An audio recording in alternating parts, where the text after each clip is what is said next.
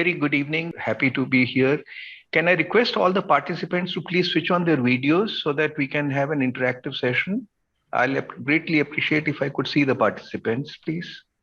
Thank you, guys. I'll share some opening thoughts on the Ukraine crisis, and then we can take questions. If we have time, we move on to the next segment. As I see it, the Ukraine crisis is, was is a man-made crisis which should never have happened. It's a conflict which is totally unwarranted. It is a result of the Western hubris, the effort of NATO to squeeze Russia, the needless expansion eastwards of Ukraine of NATO. After the end of the Cold War, in fact, the raison d'etre for NATO's continuation was not there, but it's a relic of the Cold War which was continued. Uh, Clearly, Russia's genuine security concerns were not taken into account. That is also a fact. Yet, the reaction of Russia is completely unwarranted. You cannot in this time and age, whatever be the provocation, justify an armed aggression against a neighboring country. Because imagine if disputes or security concerns are uh, are tried to be resolved through use of offense or invasion, will lead to anarchy. I would also like to say here that the concept of sphere of influence, despite the fact that the US denies it, is very much in there. Large countries do have their sphere of influence and try to protect their sphere of influence. According to the Monroe Doctrine, for the US, the entire Western Hemisphere was the sphere of influence. They denied Obama had denied it, but nevertheless, that is very much there. For Russia, the at least the perimeter, the countries which are adjoining Russia are vital to their security interest. So taking NATO to the doorsteps of Russia was a clear provocation. Now, the reason why Russia and earlier Russia after 91 was weak, economically, traumatized, militarily, they could not do much. Under Putin, Russia became stronger, and they realized that that they tried their best to engage with the West, which was not willing to take on board the Russian security concerns, and then they acted. Uh, with hindsight, and I must confess that having done two postings in Russia, once in Soviet Union and again in Russia, and following Russia for the last 40 years, I got it wrong. I have no hesitation to tell you that. I never thought that Mr. Putin will engage in an armed aggression.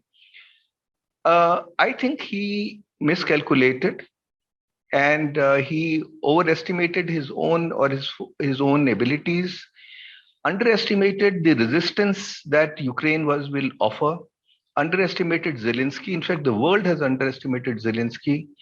Mr. Putin was led to believe, and by the way, there is a fault line in Ukraine.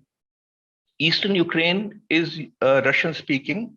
Also, a majority population is of Russian origin. Western Ukraine is Ukrainian speaking and leaning towards the West. So the calculation of Russia was that Eastern Ukraine will welcome them with open arms. Did not happen.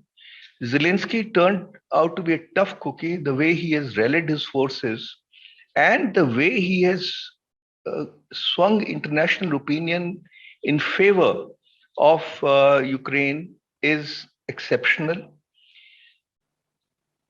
President Putin never thought that or could not have judged that the West will come together like they have come, because the sanctions that have been imposed are unprecedented. In fact, that is yet another lesson to be learned, that the combined punch of West is still formidable, despite the fact that the priorities of NATO, the European countries in NATO, and of the US may differ in some cases. It is important to remember that the US is an ocean away from Russia. Western Europe is a geographical neighbor. They do not want to have difficult relations with, or did not want to have difficult relations with Russia. They have a lot of economic interest. US does not have a lot of economic interest. So given all these factors, Russia had calculated that US, the European countries will not fall in line. All uh, their calculus seems to have gone wrong. The defiance shown by Ukraine has been unprecedented, and the way the US and NATO have pumped arms into Ukraine is again something which is quite extraordinary. What is the result? The result today is, regardless of what anybody says, that Mr. Putin is on a difficult wicket. The world has turned against him. He has staked everything: the reputation of his country, the economic well-being of his country, people well-being of his country, and he has very little to show. He is a very popular leader. Russia likes strong leaders, but will he be able to politically survive? Will he be able to persuade the Russian people that what has been done was worth it? I cannot predict that, because in this time and age, to hide facts becomes that much more difficult. Uh, India's position, I'll again come to, okay. So what I was saying is that if I look at the balance sheet today, Russia has been badly diminished. Ukraine has been damaged. They've lost people. Their infrastructure has been decimated. I'm not sure whether Mr. President Zelensky in history will be judged harshly or liberally, because he has led the country against Russia, but at what cost? Is he brave or was it bluster? What has happened is that Ukraine will take also 2 decades to recover from the onslaught. There is a rupture in relations between Europe and Russia. The country whose strategic objectives have been achieved are the US by every yardstick. US wanted Russia to be diminished considerably because it has the potential of becoming a major power. The relationship between Russia and Europe have been weakened.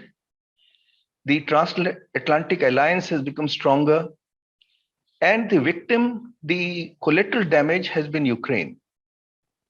So that is the very simple balance sheet. What is India's position? It is said that India is neutral. I don't think India is neutral. Please remember, every country takes a position according to its national interests, and the rest is a matter of detail. The art lies in presenting your position as if you are doing a favor to the humanity. Remember, it was a gaffe, but the spokesperson of the State Department last year said that getting Americans vaccinated against COVID is in the world's interest. I mean, that is the kind of thinking that goes on, but you present it in a way that is palatable. India has not used the language of the West, but basically, India has not condoned the aggression. India has said that international law should be respected, territorial integrity should be respected, human rights should be protected, and there should be cessation of hostilities, that the side should go back to the negotiating table. I do not know of any other way to resolve the problem. The resolution will only come across the negotiating table. Now, having said that, will the West allow a face saver to President Putin? I do not know. I do not know, because the roles have been reversed. President Putin had set out for a regime change in Ukraine. Today, the West may or may not admit it, but they are hoping that the regime change in Russia. President Biden, when he calls Putin a murderer, a war criminal, a butcher, is not trying to help matters. You cannot call an international leader names and yet expect him to cooperate. So there is a constant provocation that Russia is being constantly provoked, and they are finding it exceedingly difficult to get out of the tangle. They have changed tack. Now they are saying that their objective is to liberate Donbas region, but they are facing lots of setbacks. For last point, as far as India is concerned, it is a strategic nightmare. Normally speaking, we would have wanted cordial relations with China, and the rest would have fallen in place. We are the only country with a 3,500 kilometer long border with China, and we cannot change geography, so we had to find a modus vivendi. China is out to embarrass India. China has turned hostile. So there you wanted to balance it by having good relations with Russia and ever growing relations with the US or the West. Today, it will become progressively more difficult for India to maintain this level of relations with Russia because Russian dependence on China is going to grow considerably. And India's dependence on the West will increase further, which is not something that we are very comfortable with because there is a prescriptive approach by the West. It's a sanctimonious approach by the West. Let me give you a small example. Russia is selling oil at a cheaper price, discounted price. India wants to buy it. We are being chastised for buying oil, and we are told that we should be on the right side of history. Is there any sanction against Russian oil? No. Is there any prohibition against buying oil from Russia? No. Who is actually the buyer of Russian oil and gas? It is the West. From where is the gas pipeline going? It is going through Ukraine even today. Nord Stream 1 is taking oil and gas through Ukraine even today. Nothing is being done about it. The West is buying oil and gas from Russia. That's all right. Because why? Because they need it. But when India does it, we are told, Mr. India, no, this is not being on the right side of history. But the way forward is not to be upset. We have to understand this is what realpolitik is all about. This is what power play is all about. The success lies in getting stronger. The success lies in standing your ground. When you stand your ground, there's going to be opposition. We have always maintained that we need strategic autonomy. Please understand, strategic autonomy is not absolute. In today's world, nothing is absolute. It's a question of choices. You have to choose. You have to take difficult decisions. Some decisions will be right, some will be wrong. But our strength is our size and our standing. And I am hopeful that we'll be able to overcome this challenge, but it is a big challenge for India diplomatically. Let me pause and see if there are any questions. I'll be happy to answer them.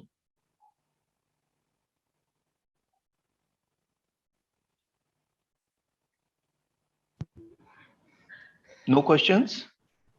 Am I so good or am I so bad that there are no questions? You can ask questions on this topic. Any topic is fine with me as far as I'm concerned. Or you can ask questions about any of the topics which have been introduced. I'm quite okay with any topic.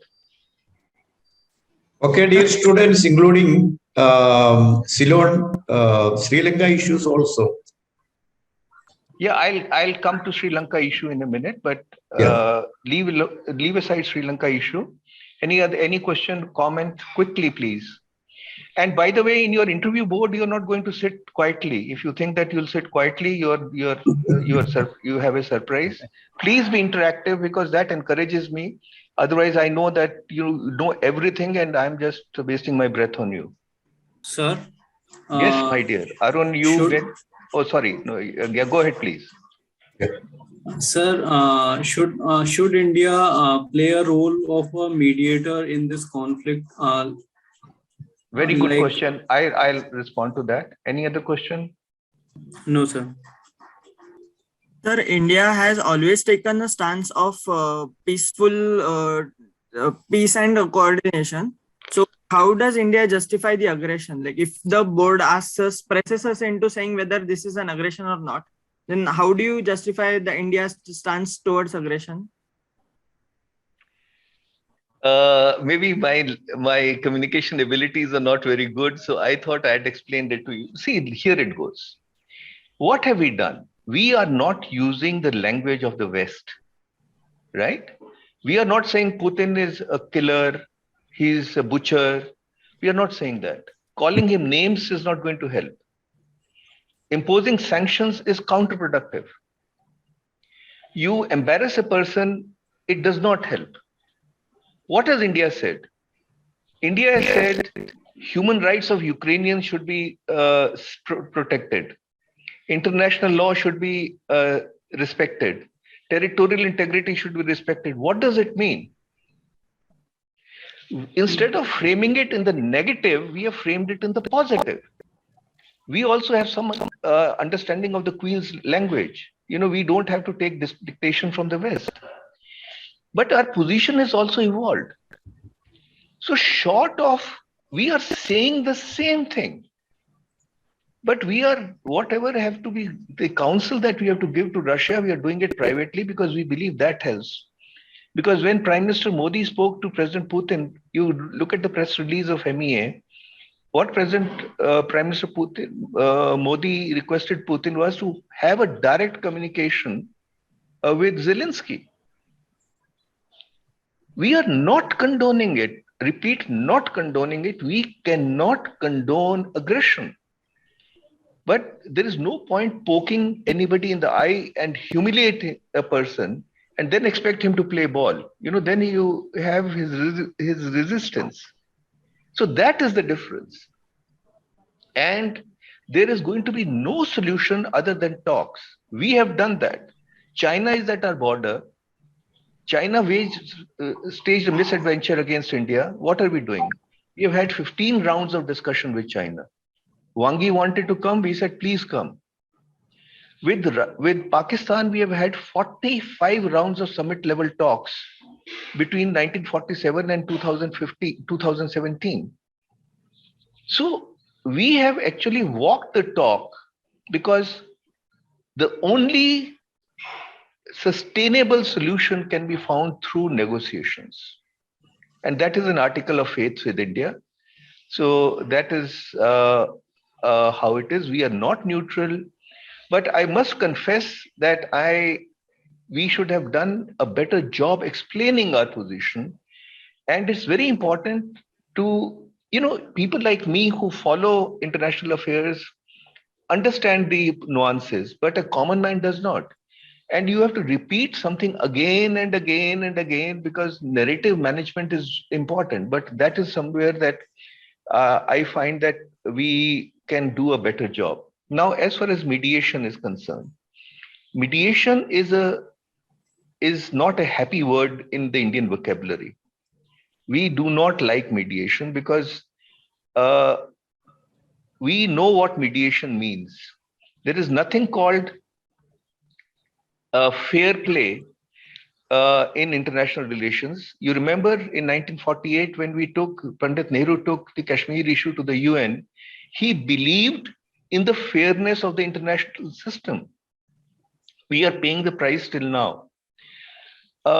We have generally not wanted mediation, and every second country has tried and offered to mediate between India and Pakistan or India and China. We are generally not comfortable with mediation, nor do we offer mediation.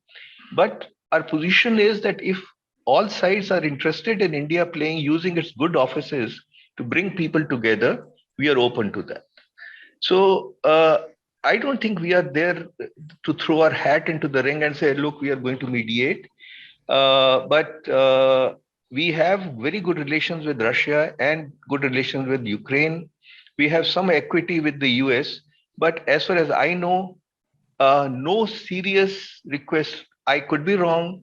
but no serious request by any quarter has been made to India to get into the picture.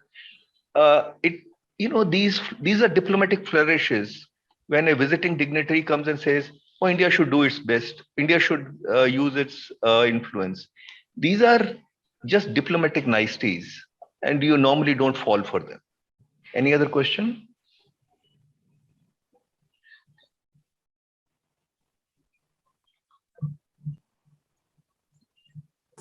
No question. Very good. All I have a right. question. Now it's too late. You have to pay me for that. Okay, Sorry, go ahead, sir. Mike. Go ahead. Sir, as we know that we have very good trade relations with the West, and now we are increasing oil purchase from the Russia. So will it impact the relation with the West or not? Means should we consider that while taking decisions? The only constant in international relations is that nothing is constant. You cannot, only constant is change. The only constant is is your national interests. So, I feel it quite comical when they say, "Oh, 5 years ago you had taken this decision. Why not now?" I mean, if you have to take the same 5-year-old decision, then you don't need diplomats. You need a computer to say, "All right, there is a precedence, apply that."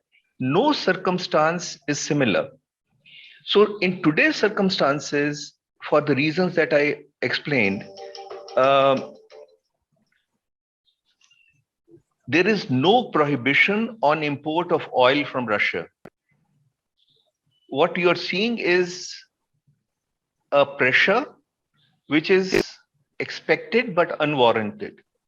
So you're withstanding the pressure. But remember, when sanctions were imposed against oil imports from Iran, what did we do? We took a decision in enlightened national interest to follow the sanctions, even though they were not UN sanctions, they were American sanctions, because the relationship with the US is more important. So I cannot give you any formula, except that you have to make a considered decision depending on the circumstances. If tomorrow US is going to impose sanctions on import of Russian energy, I think our position will change. But our relations with Russia are going to be impacted, as I said. I don't think that it will be the same kind of a relationship. It cannot be, because the sanctions against Russia will not be removed in a hurry. Also, the world has stepped in from the industrial age to the knowledge age, right? Now you are in the knowledge age, knowledge era. What is the driving force in the knowledge era? Innovation, infotech. Where is the innovation coming from? It's the West. This is the era of technology. And the West is still the leader in technology. For us to grow, to progress, to become a middle income country, we need to have good relations with the West. It will be not easy, it will be prescriptive, but well, that's the name of the game. So, as I said, our preferred option would have been to have cordial relations with China. China does not, let me be very clear, and I would like to expound on this a bit.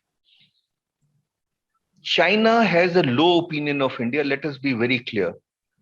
We are not in a position, we are not a counterweight to China today.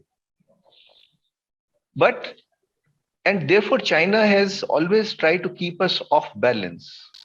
The proxy war that China has been waging against India through Pakistan is the reason to keep India off balance. But India has the potential of becoming a major power. And therefore, China is concerned that if India and the Western countries get together, like through Quad, and Quad, by the way, we can talk about it later in one of my other interactions with you. For us, the solution is to strengthen our defenses, improve our economy, increase our leverage through coming to have join hands with like-minded countries. That is what China is worried about because India has the potential, and that is the reason why the Galwan crisis happened, where China's intention was to embarrass India. But they never expected India to react the way we did. I think we should salute the valor of our forces and the leadership to have reacted the way India's leadership did. And China's effort was to show to the West, to say, look, you're talking of Quad, this is what India is. Tell South Asian countries, please, the new game in town is China. But today they have been forced to rethink, except they are lying in wait and they are not going to give up in a hurry because they will try their best to embarrass India. Now, in these circumstances, we have no choice but to increase our cooperation, engagement, collaboration with the Western world. It will come at a price, but that price has to be paid in the larger national interest. Thank you, sir. All right. Sir, I have one more question. Oh my God. Go ahead, my dear. Sorry, sir. Sir, recently, Ukraine, many medical students have been like they are not able to continue their education. So how do we proceed further with for welfare of those students? Well, that's not really related, but okay. Last question, and I'll wind up with that. You know, it is the right of the students to go abroad for studies. And we had more than some 20,000 Indian students who were in Ukraine. They have gone there. These are extraordinary circumstances. And in extraordinary circumstances, things happen which should not happen.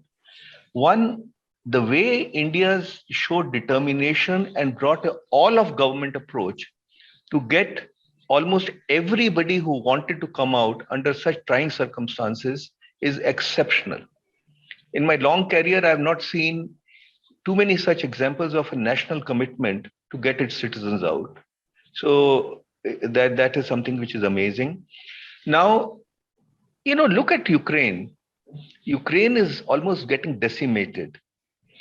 And you tell President Zelensky that I don't want to sound harsh, heartless, but put yourself in the shoes of a Ukrainian and say, my career, my educational progression is at stake. What should I do? I mean, I don't think you will get a very polite reply because their people are dying. So it is unfortunately a difficult circumstance. It is something which is not in the control of anybody. And once situation stabilizes a bit, they will perhaps start virtual classes. But in this kind of a human disaster, I'm afraid educational progression does take a hit. All right. I will take your leave if it is okay, because I have something else to attend to, and I'll come back again in the next few days to take the discussion forward on other topics. Thank you.